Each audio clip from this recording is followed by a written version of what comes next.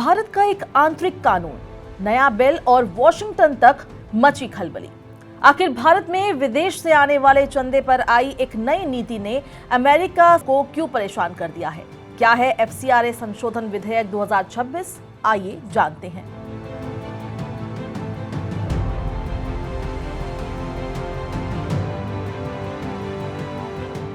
विदेश से भारत में आने वाले पैसे को लेकर इन दिनों काफी चर्चा हो रही है। वजह है एफसीआरए संशोधन विधेयक 2026। कोई कह रहा है कि सरकार विदेशी फंडिंग पर पहले से ज्यादा सख्ती करने जा रही है, तो कोई इसे राष्ट्रीय सुरक्षा के लिए जरूरी कदम बता रहा है। वहीं कुछ अंतर्राष्ट्रीय संगठन और अमेरिका के कुछ सांसद इस कानून को लेकर चिंता जता रहे हैं। ऐसे में सबसे बड़ा सवाल यही है कि आखिर ये पूरा मामला क्या है? अगर किसी भारतीय संस्था को विदेश से पैसा मिलता है तो क्या सरकार को ये जानने का अधिकार होना चाहिए कि वो पैसा कहां से आया है और किस काम में खर्च हुआ है? शायद ज्यादातर लोग कहेंगे हाँ, क्योंकि किसी भी देश के लिए ये जानना जरूरी होता है कि उसके अंदर आने वाला विदेशी पैसा किस मकसद से इस्तेमाल हो रहा है। यहीं से शुरू होती है एफसीआरए यानी विदेशी अंशदान विनियमन अधिनियम की कहानी। नाम थोड़ा कठिन जरूर लगता है, लेकिन अगर आसान भाषा में समझे तो ये एक ऐसा कानून है जो भारत में विदेश से आने वाले चंदे या आर्थिक सहायता को नियमों के तहत संचालित करता है। ये सहायता सिर्फ नकद पैसे तक सीमित नहीं होती।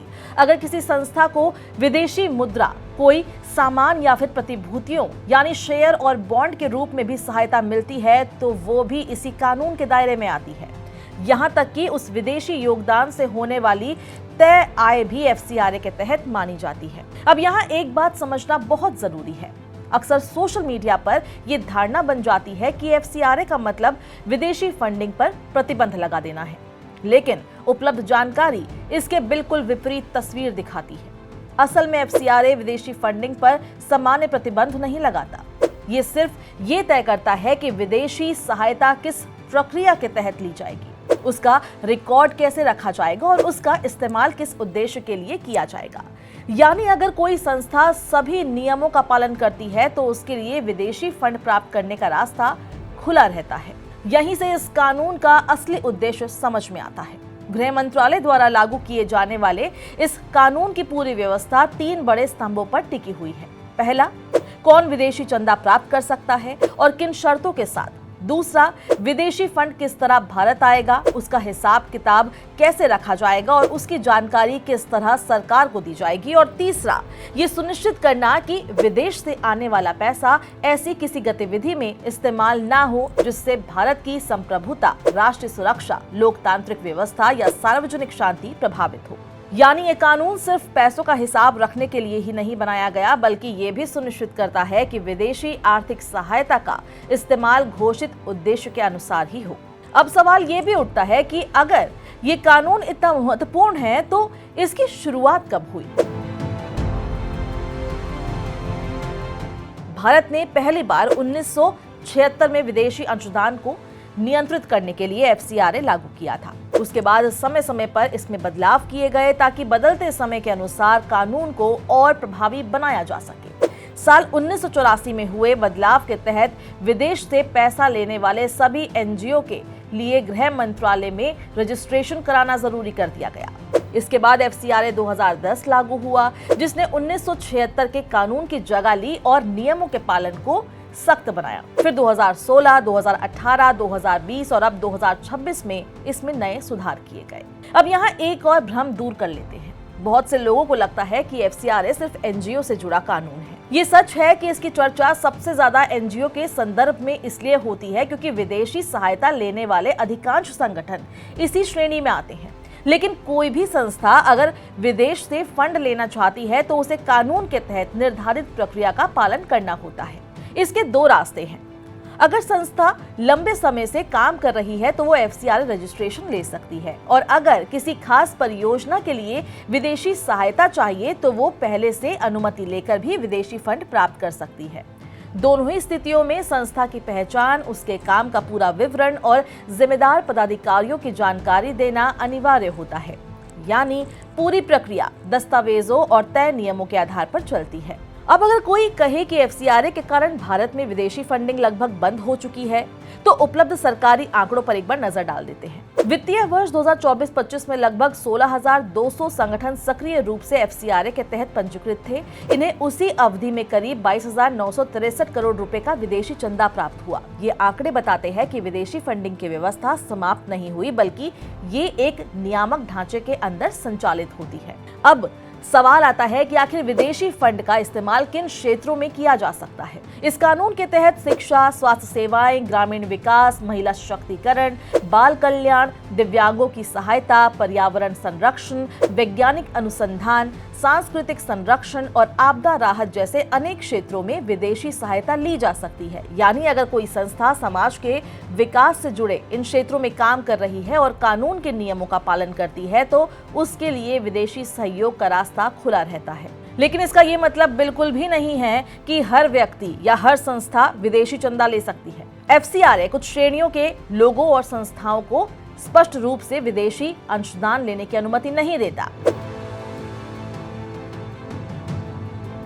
इनमें चुनाव लड़ने वाला उम्मीदवार, सांसद, विधायक, न्यायाधीश, सरकारी कर्मचारी यानी लोक सेवक, राजनीतिक दल और उनके पदाधिकारी, राजनीतिक प्रकृति के संगठन और समाचार पत्र, न्यूज चैनल या करंट अफेयर से जुड़े मीडिया कर्मी या संस्थाएं शामिल है। इसका उद्देश्य ये सुनिश्चित करना है कि देश की संवेदनशील, संवैधानिक और राजनीतिक संस्थाओं पर किसी भी प्रकार का विदेशी आर्थिक प्रभाव ना पड़े।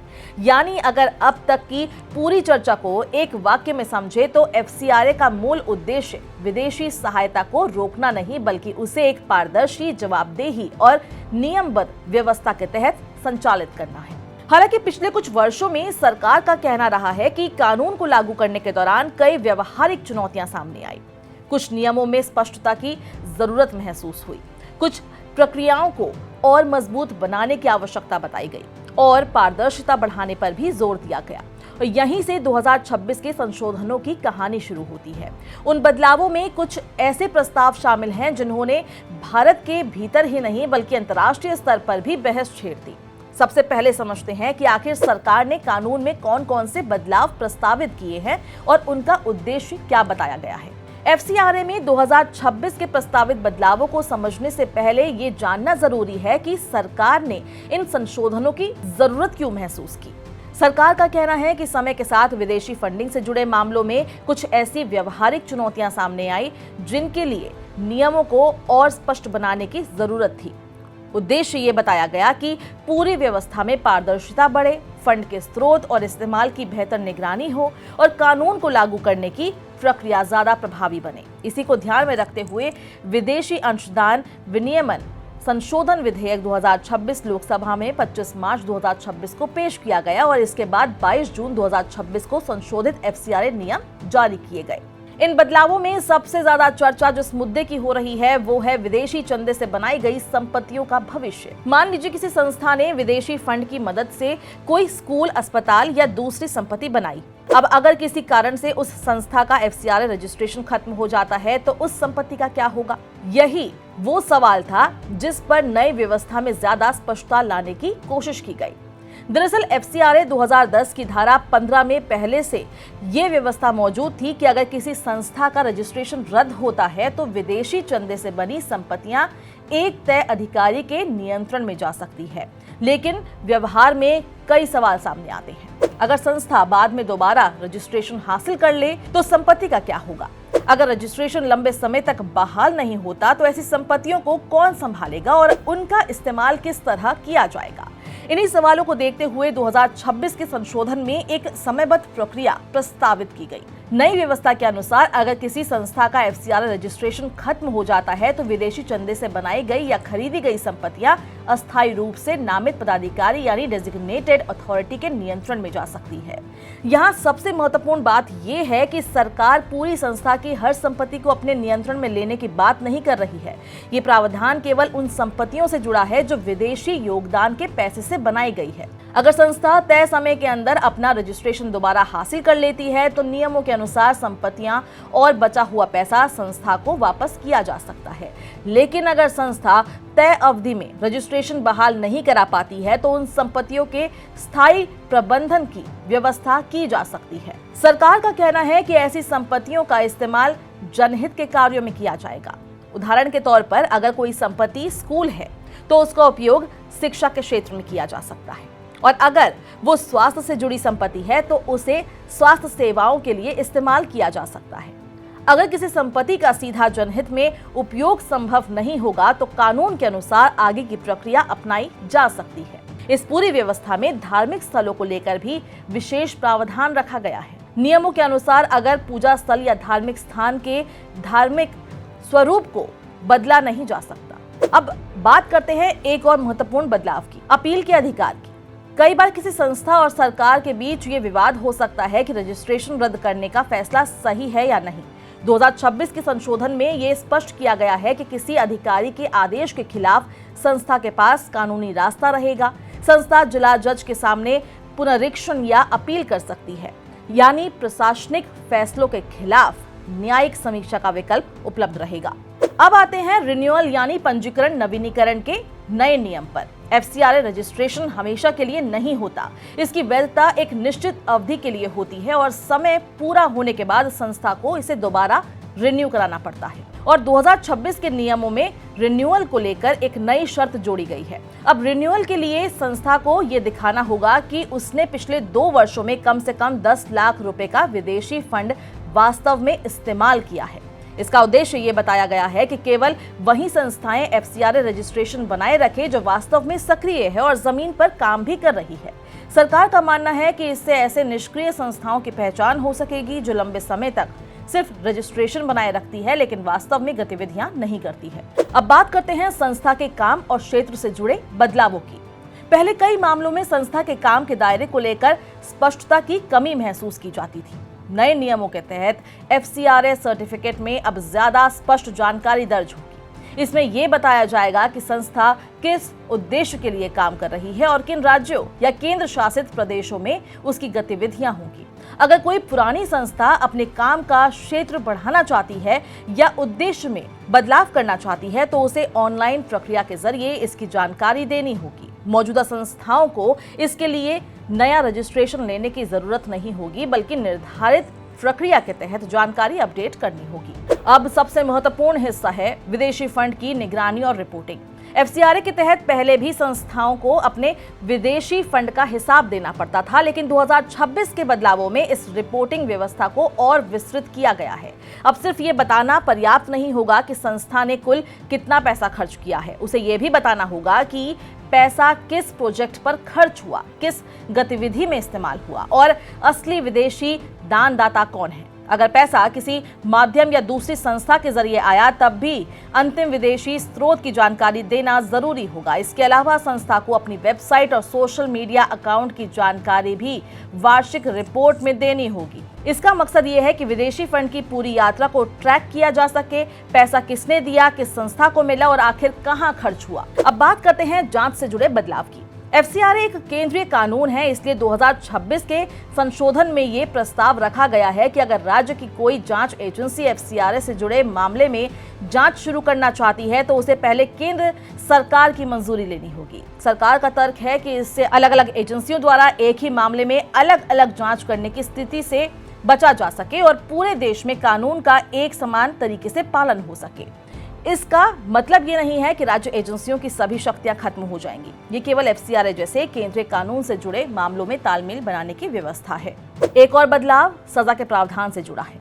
पहले एफसीआरए उल्लंघन के मामले में अधिकतम सजा 5 साल तक हो सकती थी। प्रस्तावित संशोधन में इसे घटाकर 1 साल करने की बात कही गई है। यानी 2026 के बदलावों में जहां कुछ क्षेत्रों में निगरानी और पारदर्शिता बढ़ाने पर जोर दिया गया है तो वहीं कुछ मामलों में दंड व्यवस्था को भी बदला गया है। इन सभी बदलावों को देखें तो साफ है कि 2026 का संशोधन सिर्फ एक नियम में बदलाव नहीं है, बल्कि एफसीआरए की पूरी प्रशासनिक व्यवस्था को ज्यादा व्यवस्थित करने की कोशिश है। सरकार का कहना है कि इससे विदेशी फंडिंग में पारदर्शिता बढ़ेगी और ये सुनिश्चित होगा कि पैसा सही उद्देश्य के लिए इस्तेमाल हो। लेकिन दूसरी तरफ कुछ संगठन और अंतर्राष्ट्रीय समूह इन बदलावों को लेकर सवाल भी उठा रही हैं। उनका कहना है कि बढ़ती निगरानी और सख्त नियमों से कुछ सामाजिक संगठनों के काम करने की क्षमता प्रभावित हो सकती है और यही वजह है कि एफसीआरए संशोधन 2026 अब सिर्फ एक कानूनी बदलाव नहीं रहा, बल्कि ये पारदर्शिता, नागरिक समाज, धार्मिक स्वतंत्रता और विदेशी प्रभाव जैसे बड़े मुद्दों से जुड़ी बहस बन चुका है। और इस पूरी बहस का सबसे बड़ा अंतर्राष्ट्रीय पहलू सामने आता है अमेरिका की प्रतिक्रिया से, जहां कुछ सांसदों और संगठनों ने इन बदलावों को लेकर चिंता जताई है। आखिर अमेरिका इस मुद्दे पर इतना सक्रिय क्यों है और आलोचक क्या तर्क दे रहे हैं, इसे भी समझना उतना ही जरूरी है। एफसीआरए संशोधन 2026 को लेकर भारत में तो बहस हो ही रही है, लेकिन इस मुद्दे पर अंतर्राष्ट्रीय स्तर पर भी प्रतिक्रियाएं सामने आई है। खासकर अमेरिका के कुछ सांसदों और मानवाधिकार संगठनों ने इस कानून को लेकर चिंता जताई है। अब सवाल ये है कि आखिर भारत के एक आंतरिक कानून को लेकर अमेरिका इतना सक्रिय क्यों दिखाई दे रहा है। इसे समझने के लिए पहले ये जानना जरूरी है कि आलोचकों की आपत्ति किस बात पर है और भारत सरकार का पक्ष क्या है। कुछ अमेरिकी सांसदों और अंतर्राष्ट्रीय संगठनों का कहना है कि नए बदलावों से भारत में काम कर रहे विदेशी फंड पर निर्भर संगठनों के लिए मुश्किलें बढ़ सकती है। उनका तर्क है कि सख्त नियमों और बढ़ी हुई निगरानी से कुछ गैर सरकारी संगठन, चैरिटी संस्थाओं और सामाजिक संगठनों के काम करने की क्षमता प्रभावित हो सकती है। अमेरिकी सांसदों में राइली मूरे ने इस मुद्दे पर सबसे ज्यादा चिंता जताई। उन्होंने सोशल मीडिया प्लेटफॉर्म एक्स पर एक पोस्ट में इन संशोधनों की आलोचना करते हुए दावा किया कि इसका बड़ा असर भारत में काम कर रहे ईसाई संगठनों पर पड़ सकता है। मूरे का कहना है कि इस तरह के नियमों से ईसाई संस्थाओं और सामाजिक संगठनों के लिए विदेशों से सहायता प्राप्त करना मुश्किल हो सकता है। उन्होंने अमेरिकी प्रशासन से इस मुद्दे को भारत के सामने उठाने की अपील की और कहा कि अमेरिका भारत संबंधों में धार्मिक स्वतंत्रता के मुद्दे को महत्व दिया जाना चाहिए। उनकी ये प्रतिक्रिया कुछ अमेरिकी कंजर्वेटिव सांसदों और ईसाई समर्थक समूहों की उस चिंता को दर्शाती है जो पिछले कुछ वर्षों से ये आरोप लगाते रहे हैं कि भारत का एफसीआरए ढांचा धार्मिक संगठनों और चैरिटी संस्थाओं को ज्यादा प्रभावित कर रहा है। दूसरी तरफ अंतर्राष्ट्रीय मानवाधिकार संगठनों ने भी इन बदलावों पर सवाल उठाए हैं। एमनेस्टी इंटरनेशनल ने प्रस्तावित संशोधनों को लेकर चिंता जताई है। उनका कहना है कि नए नियमों से गैर सरकारी संगठनों के लिए विदेशी फंडिंग तक पहुंच और सीमित हो सकती है। एमनेस्टी का तर्क है कि इससे मानवाधिकारों की वकालत करने वाले संगठनों, मानवीय सहायता देने वाले संस्थाओं और सामाजिक विकास से जुड़े संगठनों के काम पर असर पड़ सकता है। आलोचकों का कहना है कि पिछले कुछ वर्षों में एफसीआरए नियमों के पालन की प्रक्रिया काफी ज्यादा जटिल हुई है और सरकारी निगरानी बढ़ी है। उनका मानना है कि इसका सबसे ज्यादा असर छोटे संगठनों पर पड़ सकता है जो विदेशी सहायता पर निर्भर रहते हैं। उनके अनुसार ज्यादा दस्तावेजी प्रक्रिया, रिपोर्टिंग की बढ़ी हुई जरूरतें और सख्त अनुपालन नियम कुछ संस्थाओं के लिए चुनौती बन सकती हैं। लेकिन भारत सरकार का पक्ष इससे अलग है। सरकार का कहना है कि एफसीआरए किसी खास धर्म, समुदाय या विचारधारा को निशाना बनाने वाला कानून नहीं है। ये सभी संगठनों पर समान रूप से लागू होता है। सरकार के अनुसार विदेशी फंडिंग को नियंत्रित करना दुनिया के कई लोकतांत्रिक देशों में एक सामान्य व्यवस्था है। इसका उद्देश्य विदेशी पैसे के स्रोत और उसके इस्तेमाल में पारदर्शिता सुनिश्चित करना है, ना कि सामाजिक कार्यों को रोकना। भारत सरकार का तर्क है कि अगर कोई संस्था शिक्षा, स्वास्थ्य, पर्यावरण, आपदा राहत या अन्य सामाजिक क्षेत्रों में काम करती है और नियमों का पालन करती है तो उसके लिए विदेशी सहायता लेने का रास्ता मौजूद रहेगा। सरकार का ये भी कहना है कि विदेशी फंड का इस्तेमाल किसी ऐसी गतिविधि के लिए नहीं होना चाहिए जिससे देश की सुरक्षा, लोकतांत्रिक व्यवस्था या सामाजिक माहौल पर नकारात्मक असर पड़े। अब यहाँ एक बड़ा सवाल उठता है, क्या भारत विदेशी फंडिंग को लेकर दुनिया में अलग रास्ता अपना रहा है? इसका जवाब है नहीं। दुनिया के कई बड़े लोकतांत्रिक देशों में विदेशी प्रभाव और विदेशी फंडिंग को लेकर कानून मौजूद है। अमेरिका में फॉरेन एजेंट्स रजिस्ट्रेशन एक्ट यानी FARA साल 1938 से लागू है। ऑस्ट्रेलिया ने 2018 में फॉरेन इन्फ्लुएंस ट्रांसपेरेंसी स्कीम लागू किया। ब्रिटेन ने जुलाई 2025 से फॉरेन इन्फ्लुएंस रजिस्ट्रेशन स्कीम शुरू की। कनाडा ने 2024 में foreign influence transparency and accountability act लागू किया। वहीं यूरोपीय संघ भी विदेशी प्रभाव और फंडिंग से जुड़े नियमों को लेकर व्यवस्था तैयार कर रहा है। इन सभी कानूनों का मूल उद्देश्य यही है कि विदेशी पैसा या विदेशी प्रभाव अगर किसी देश की आंतरिक व्यवस्था को प्रभावित कर सकता है तो उसके बारे में पारदर्शिता होनी चाहिए। भारत सरकार इसे एक ऐसा कदम बता रही है जिससे विदेशी फंडिंग ज्यादा साफ और जवाबदेह बनेगी। वहीं आलोचक इसे नागरिक संगठनों पर बढ़ती निगरानी के रूप में देख रहे हैं। आने वाले समय में इस कानून पर होने वाली चर्चा ये तय करेगी कि भारत विदेशी फंडिंग और सामाजिक संगठनों के बीच संतुलन को किस तरह आगे बढ़ाता है, क्योंकि असली चुनौती यही है। एक तरफ ये सुनिश्चित करना कि विदेशी पैसे का गलत इस्तेमाल ना हो और दूसरी तरफ ये भी देखना कि नियमों की वजह से समाज के लिए काम करने वाली संस्थाओं के रास्ते बंद ना हो। यही वजह है कि FCRA संशोधन 2026 आने वाले समय में भी भारत और दुनिया दोनों में चर्चा का विषय बना रहेगा। इस पूरे मामले में आपकी क्या राय है, हमें कमेंट बॉक्स में जरूर बताएं।